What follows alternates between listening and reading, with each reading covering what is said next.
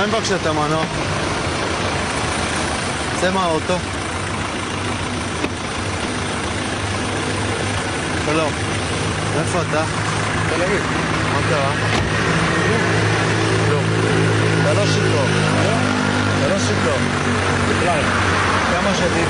כלום. אין לי את הרשימה. מה חשבת, שתצליח לברוח? לא. תנהלת משטרה? בכלל לא ניסיתי גם. אז מה עשית? מה הפוזה? אין פוזה, אחי, אני מצטער. על מה יש לך להצטער? שכמעט הרגת בן אדם בדרך? אתה צודק, אחי. אני ביקשתי. אני צודק, זה כבר טוב. אין לי פה את הראשונות, אחי, זה לא אוטו שלי. מה, גנוב האוטו? לא, של חבר. שואל האוטו גנוב או לא? אני אומר, האוטו של חבר, אחי. מי זה החבר? תתקשר אליו, שיבוא לי פה. אשראי נהיגה יש לך?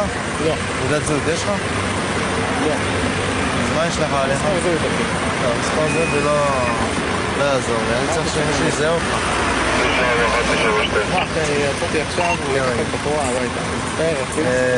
תקשיב, אני לא שאלתי לך מה עשית ולאן הלכת אני אענה לך, אחי, מה קרה? אני אומר לך... יצאתי מבר לקחת בחורה הביתה.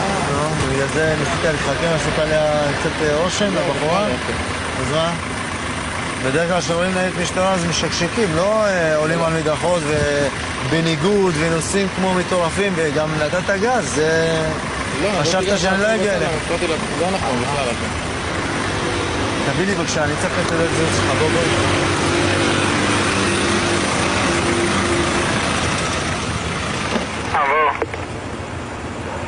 הזיקים שלך בתא.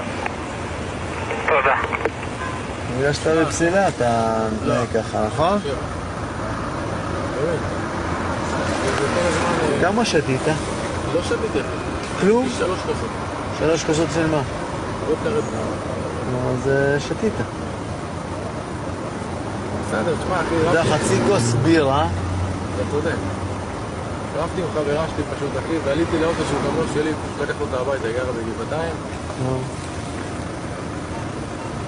זה לא אוטו שלי גם, אחי.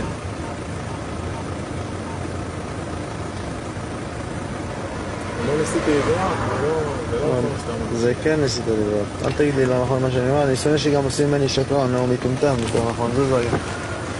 אביב 59 אחר.